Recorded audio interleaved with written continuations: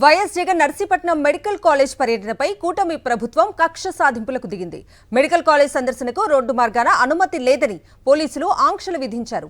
ఈ నెల 9న Narsipatnam medical college ని సందర్శించనున్న వైఎస్ జగన్ కు తమ సమస్యలు చెప్పుకునేందుకు సిద్ధమయ్యారు స్టీల్ ప్లాంట్ కార్మికులు, బల్క్ డ్రగ్ పార్క్ బాధితులు వైఎస్ జగన్ ను కలిసేందుకు అవకాశం లేకుండా చేస్తున్న కూటమి ప్రభుత్వం పోలీసుల ఆంక్షలతో అడ్డుకునే ప్రయత్నం చేస్తోంది. కూటమి ప్రభుత్వ తీరుపై వైఎస్ఆర్సీపీ శ్రేణులు మండిపడుతున్నారు. వైఎస్ఆర్సీపీ అధ్యక్షులు వైఎస్ జగన్మోహన్ రెడ్డి ఈ నెల 9వ తేదీన నర్సీపట్నం మెడికల్ కాలేజీని సందర్శిస్తున్నారు. ఈ షెడ్యూల్ ఏ విధంగా ఉంది అనే విషయాలు మనతో మాట్లాడడానికి మాజీ మంత్రి అలాగే అనకాపల్లి జిల్లా వైఎస్ఆర్సీపీ అధ్యక్షులు గుడివాడ అమర్నాథ్ ఉన్నారు. విశాఖపట్నం ఎయిర్పోర్ట్కి ఉదయం 10 గంటలకి 9వ తారీఖున వారు చేరుకుంటారు. అనంతరం దాదాపు 60 కిలోమీటర్ల మేర వారి రోడ్డు మార్గాన నర్సీపట్నంలో నిర్మాణం అవుతున్నటువంటి మెడికల్ కాలేజ్ దగ్గరికి వారు విచ్చేసి అక్కడ స్థలాన్ని పరిశీలించి అక్కడ పత్రికా సమావేశంలో ఏదైతే ఈ ప్రభుత్వం తీసుకున్నటువంటి ప్రజా వ్యతిరేక నిర్ణయం ఏదైతే ఉందో ప్రైవేట్ పరం చేయాలి ప్రభుత్వ మెడికల్ కళాశాల అనే దాని మీద వారి ప్రజలను ఉద్దేశించి మాట్లాడేటువంటి కార్యక్రమం కూడా అక్కడ పత్రికా సమావేశం ద్వారా మాట్లాడడం జరుగుతుంది. ఇప్పటికే ఈ పోలీస్ ఆంక్షలు అనేటువంటివి ప్రభుత్వం నుంచి వారి మీద ఒత్తిడి రావడమో లేకపోతే పోలీసుల తాలూకా ఒత్తిడో ఏది తెలియదు, కానీ ఎక్కడికక్కడ వారి ఆంక్షలు కూడా పెట్టేటువంటి కార్యక్రమం కనబడతా ఉంది. అనవసరంగా సజావుగా జరిగిపోయేటువంటి కార్యక్రమాన్ని అనవసరంగా దీన్ని పెద్ద చేసి రాద్ధాంతం చేసి రచ్చ చేసి అనవసరంగా law and order issues create చేయొద్దు అనేటువంటివి మా తాలూకా అభిమతం. ఎందుకంటే జగన్మోహన్ రెడ్డి గారిని కలవడానికి చూడడానికి వచ్చేటువంటి వారిని మీరు ఎన్ని చేసినా సరే ఆపేటువంటి ప్రసక్తి ఉండదు, ఆపేటువంటి శక్తి కూడా మీకు లేదు. సజావుగా జరిగిపోవాలనుకుంటే మీరు జగన్మోహన్ రెడ్డి గారికి ఇవ్వాల్సినటువంటి బందోబస్తు, వారికి ఇవ్వాల్సినటువంటి సెక్యూరిటీ మెజర్స్ ఏవైతే తీసుకోవాలో మీరు తీసుకుంటే మంచిది. దానికి మేము కూడా సహకరిస్తాం అనేటువంటిది గడిచినటువంటి 3 రోజులుగా మాకు వారికి మధ్య చర్చ జరుగుతూ ఉన్నాయి. సో జరిగేటువంటి క్రమంలో ఎలా రావాలి, ఏం రావాలి అనేటువంటిది పార్టీ ఒక నిర్ణయం తీసుకున్న తర్వాత నిర్ణయం మేరకు వెళ్తాము. వాళ్ళ సజెషన్స్ కూడా పోలీసుల వైపు నుంచి వారి సజెషన్స్ ఏవో చెప్పారు.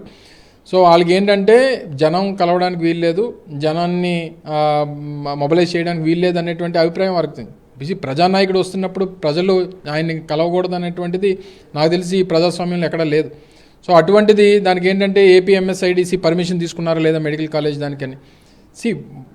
ఒక మాజీ ముఖ్యమంత్రి ఒక రాష్ట్రంలో జరుగుతున్నటువంటి ఒక కార్యక్రమం గురించి ఆ జరుగుతున్నటువంటి ప్రభుత్వం తీసుకున్నటువంటి నిర్ణయాన్ని ప్రజలు వ్యతిరేకిస్తున్నప్పుడు వారికి ఆ హోదా ఉన్నప్పుడు డెఫినెట్గా వచ్చి విజిట్ చేసేటువంటి రైట్ వారికి ఉంది.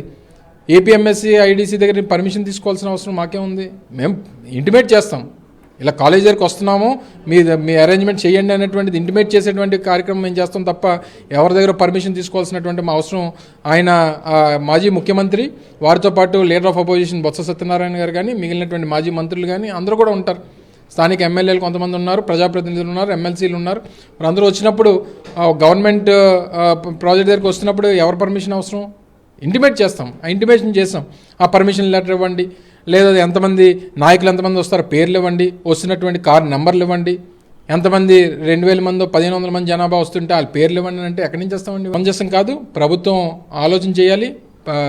ఏదైతే పోలీసుల ద్వారా ఏదైతే ప్రభుత్వం కూడా పోలీసులను అడ్డం పెట్టుకొని ఈ కార్యక్రమాన్ని ఏదో నిర్వీర్యం చేయాలనేటువంటి ప్రయత్నం మానుకుంటే మంచిది అనేటువంటిది పార్టీ తరఫున మేము వారికి తెలియజేస్తూ ఉన్నాం. ఇది సజావుగా జరిగిపోయేటువంటి దానికి వారు సహకరిస్తే మేము సహకరిస్తాం. మనం గడిచినటువంటి 15 మాసాలుగా వారు అనేక పర్యటనలు చేశారు. పొదిలి వెళ్ళినప్పుడు కానీ, బంగారపాలెం వెళ్ళినప్పుడు కానీ, సత్తెనపల్లి వెళ్ళినప్పుడు కానీ, ఇలా రకరకాల పర్యటనలు వారు చేసినప్పుడు మనం కూడా చూసాం. సరే కొన్ని పత్రికలు కొన్ని టీవీ ఛానల్స్ చూపించకపోవచ్చు, కానీ వాళ్ళు ఎంత అడ్డుకోవాలని చూస్తే అంత పెద్ద ఎత్తున తిరుగుబాటు అనేటువంటిది వచ్చింది.